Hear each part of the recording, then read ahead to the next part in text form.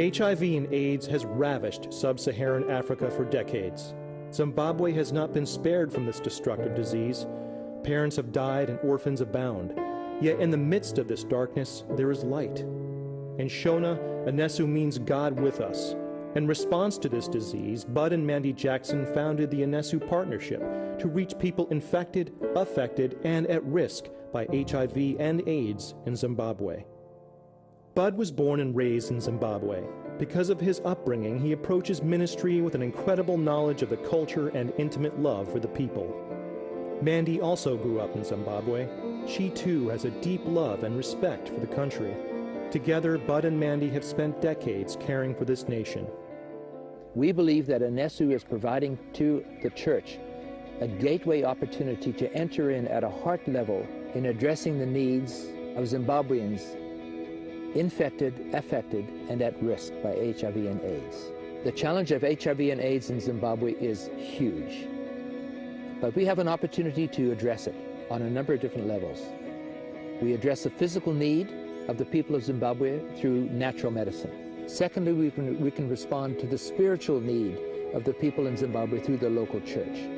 Thirdly, we can educate both in the church and outside of the church at every level of the challenge at which education is required in the face of HIV and AIDS. And then fourth is orphan care.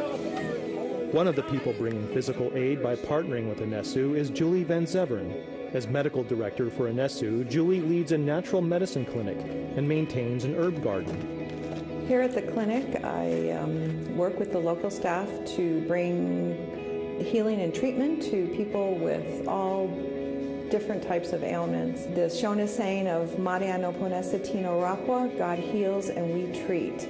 To use the things that God has given us in nature to help people. What an incredible empowerment that they would have knowing that they can use things, that it's okay, that it's safe.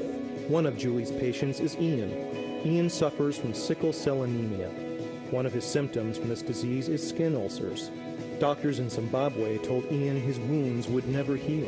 When I discovered in 2003 that I had sickle cell anemia, it was a difficult time. Of course, I struggled and I thought it would be the end of my life. But when Julie came, she actually helped me with the wounds and used the herbal solution, which was so good, and it was the best medicine which I ever used. Again, we can't be thankful enough for the opportunity, or I can't be thankful enough for the opportunity that I have to serve here and to be a part of Anesu and to be a part of these partnerships. Anesu looks to continue its education efforts through partners like Rob Chifokoyo. Rob founded Dare to Serve in the capital city of Harare. His ministry utilizes the HIV and AIDS prevention curriculum, Reach for Life. The benefits of Reach for Life is that you have a tool that can disciple, that you can use to disciple young people. And the thing with the tool as well is that it makes a leader out of the person you're discipling, that they can go and disciple other kids. For me, the biggest positive about the relationship with Anesu and Bud is that, you know, as a young ministry and as a ministry, like there's a lot of passion and there's a lot of fire to go out and do a whole bunch of things.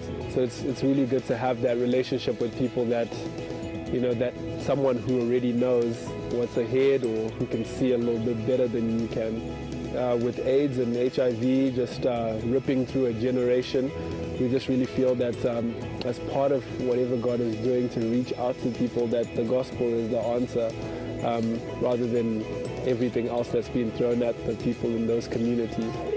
Anesu meets spiritual needs by coming alongside passionate people like Pastor Henry. Henry pastors the Congregation of Hope Valley Assembly in Rugari, Zimbabwe. It has been my burden as a pastor that when we talk of ministering, we are talking about ministering to the total being of a human being. According to UNICEF, it is the right of a child to have proper and decent accommodation. And when God is fulfilling these promises in our community, I am so happy and I feel like I am fulfilling the plan of God and we become the light and the voice to the community. Henry is becoming a light in the community, in part by taking in discarded children like Duncan. After Duncan's father died of AIDS and his mother became HIV positive, the only family member that would take him in was a physically abusive aunt who viciously beat him with heavy electric cables. I lived with my mother and father in Mutare, and my father died. So my uncle took me to live with him in Kwekwe. But I was abused when I lived in Kwekwe. So Pastor Henry got me and brought me here, where I am now enrolled in school. We would love your participation with us here in Zimbabwe. There are 4 ways in which you can become meaningfully involved. First and foremost, you can be informed. Keep informed, with the hope that that information will turn into a burning vision and a passion that will drive you to engage at a deeper level. We're involved in a spiritual battle. We need prayer support. And then you can give, because we face very practical needs here that require funding. And then you can come and engage with us. We will find a place for you where you could fit and you could make a contribution to the greater whole and be part of the team in a very hands-on kind of a way.